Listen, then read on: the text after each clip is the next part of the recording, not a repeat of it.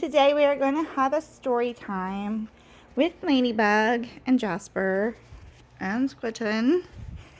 And hopefully after this third attempt, this might go a little bit peaceful. If only I had a green nose. If only I had a green nose. Lucia and Punchinello looked out the window of Eli's workshop. Like other Wemmicks, they were wooden people, but unlike other Wemmicks, they weren't standing in line in the village below. "Look at them all," Punchinello exclaimed. "I don't understand it," Lucia wondered. "Why would anyone want to paint his nose green?" "Because everyone else is," Eli responded without looking up from his workbench. Punchinello didn't understand. "What do you mean?" "Everyone wants to look like everyone else. Sometimes it's tall shoes, sometimes it's square hats. Why, last year, the big thing was yellow ears. Now it's green noses. Everyone wants a green nose." "Does a green nose make them smarter?" Punchinello asked. "No." "Does a green nose make them stronger?"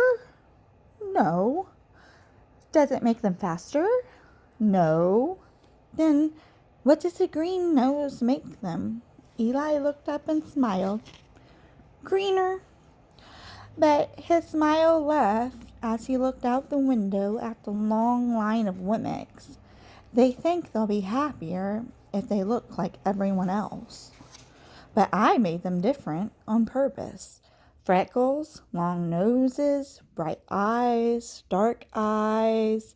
These were my ideas. Now they all want to look the same." "Not me," said Lucia. "I'm happy, just the way you made me." "Me too," agreed Punchinello. "I don't need a green nose to feel special."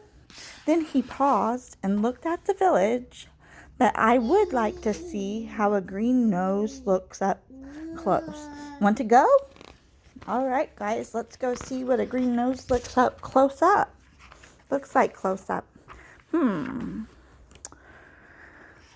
Lainey, do you want to see a green nose close up? Let's see." Eli smiled as the two stood to leave. "Just remember, I made you different on purpose," he told them.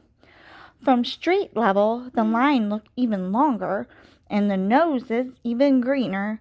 Lucia and Punchinello worked their way to the front of the crowd and watched as one Wemmick after another stepped into the nose coloring store and came out painted.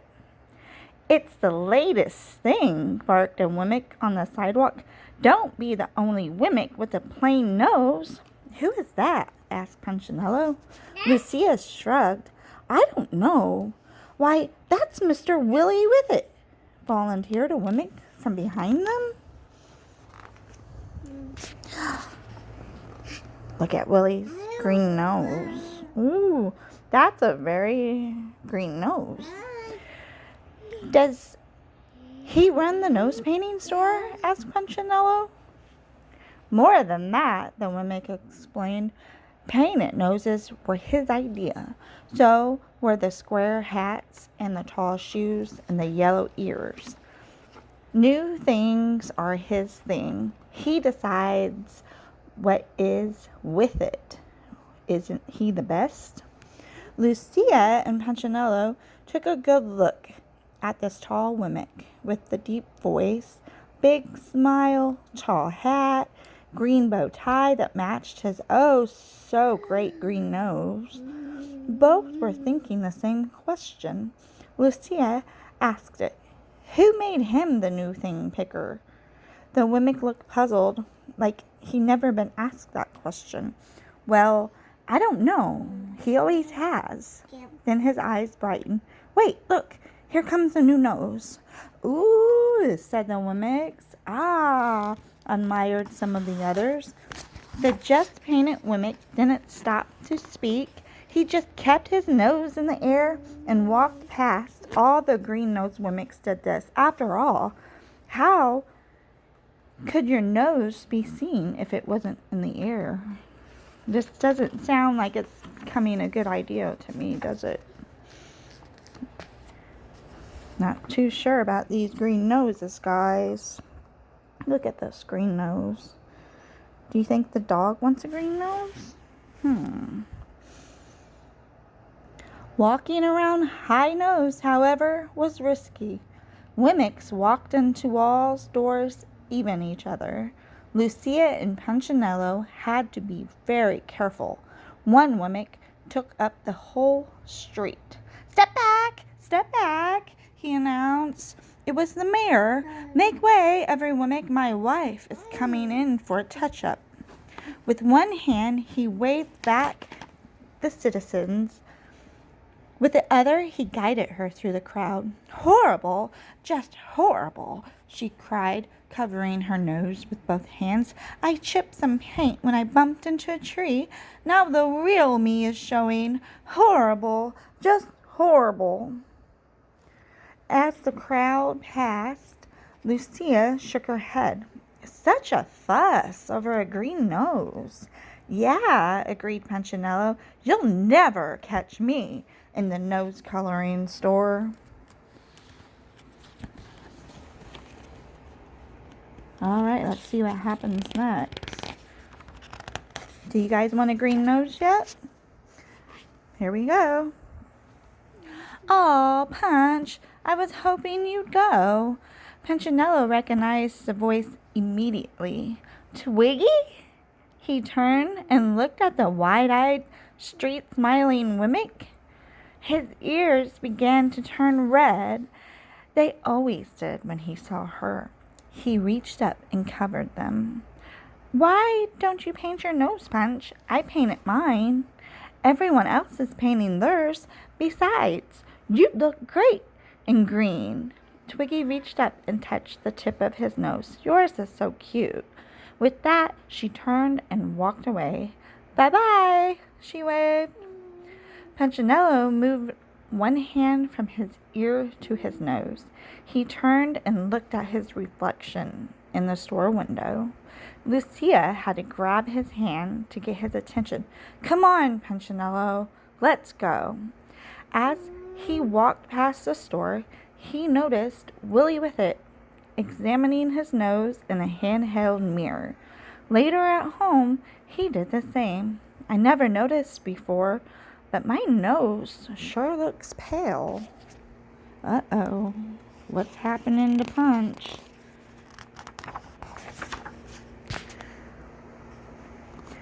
The next morning, Punchinello walked down the street with his friends, Splint and Woody. Are you really thinking about it? Woody asked. Sort of, Punchinello answered. They say the paint stings your nose, Woody volunteered. And it stinks, Splint said. The brush could get in your eyes, Woody continued. And it only comes off with sandpaper. Splint nodded. Uh-oh. Shh! Punchinello put a finger to his lips and pointed at the large crowd of green-nosed Wemmicks standing in the square. Something's going on. The mayor was standing on the platform. His wife, nose freshly painted, and Willie with it, were on the other side of him. Welcome, one and all, to the first meeting of the Nosy Wemmicks Club, he announced. Your glistening green sets you apart as a with-it Wemmick. As if on cue, Wemmicks began stroking their noses. You are classy, you are keen, you are awesome, you are green. Look at this mayor and Willie with it. Nosy Wemmick Club. Everyone wants to be in that club. Let's see what happens next. Proud of his poetry, the mayor smiled and the Wemmicks applauded. We owe it all to Willie with it, he shouted over the noise. the pioneer of the painted snout. Everyone applauded even louder. People love me because of you, one shouted. I have more friends, cried another. With the green nose, I am a better Wemmick, exclaimed a third. The mayor hung a medal around the neck of Willie with it. You have changed the face of Wemmicksville. We salute your brilliance. Without you, we'd all look like... The mayor paused, looking for the right word. Then he saw Punchinello and his friends pointing in their direction. He declared with a scornful laugh, Them! Everyone else laughed too. Punchinello and his two friends lowered their heads and covered their noses. Let's hear it for Willie with it, shouted the mayor. The Wemmick who discovered the cure for the common nose. Oh, look at them with their noses in the air.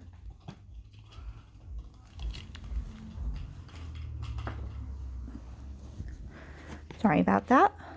As the townspeople shouted and applauded, Woody, Splint, and Punchinello quickly turned and walked away. They didn't stop until they stood in front of the nose-coloring shop.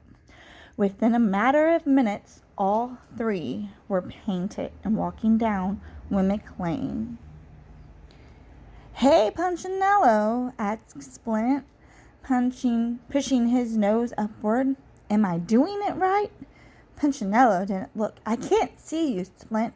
If I turn, my nose won't be in the air. Woo! This is tough work, Woody added. Not only do you have to get painted, but you have to walk weird. Yeah, but doesn't it feel great to be with it? Punchinello asked, and for a few days it did. They hung out with other green noses and made weekly visits to the nose cure for a nose polish. They bought nose gloves for cold days and nose umbrellas for rainy days. All three read Willie with its new book, Winner by a Nose. Most of all, they enjoyed looking down their noses at the unpainted Wemmicks.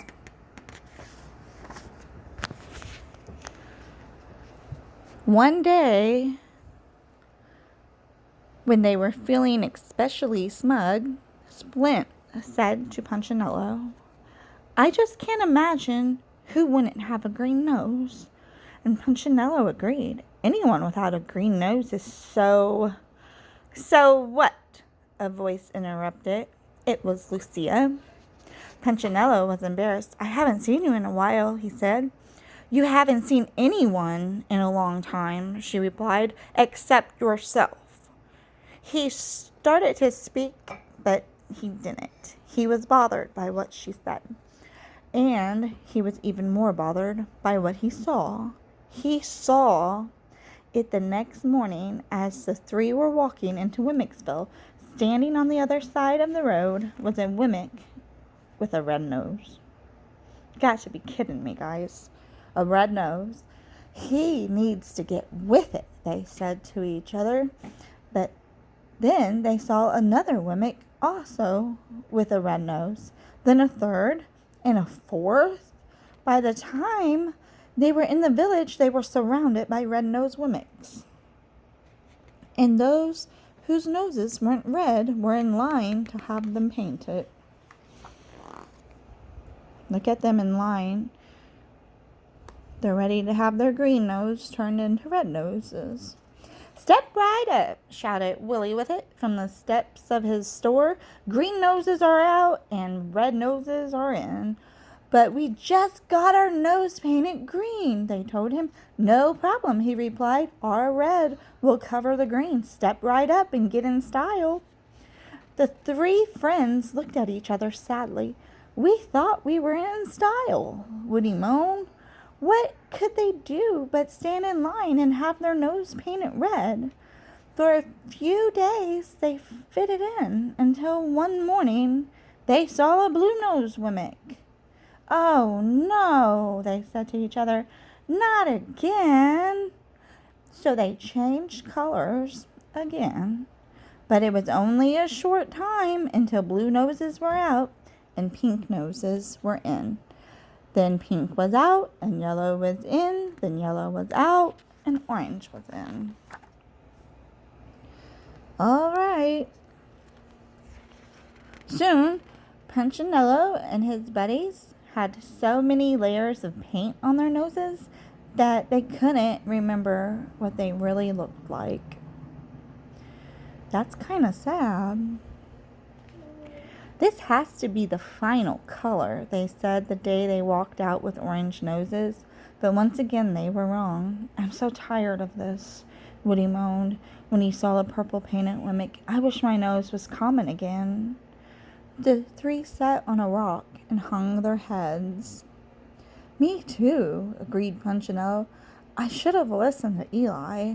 You think he could help us? Why don't you ask him?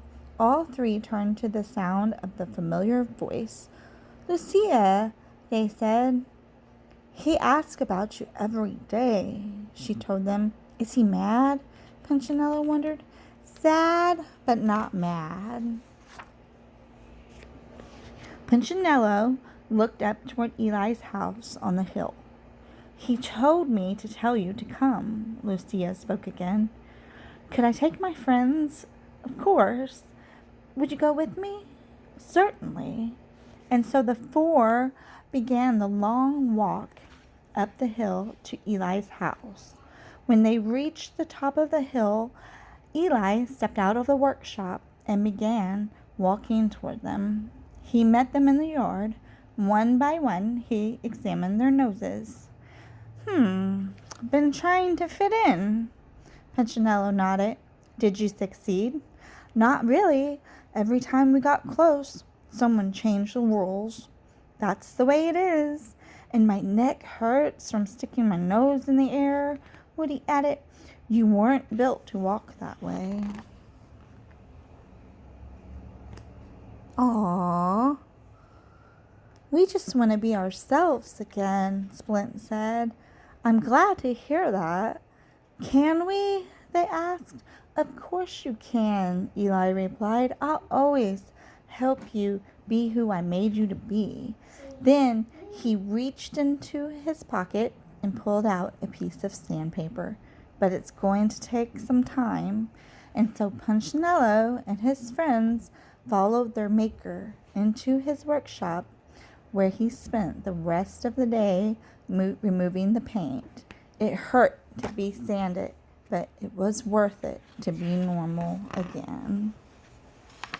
There they are. Now, wasn't that a great story? Wasn't that a great story, Lainey? Say bye. Say thanks for story time. Say bye.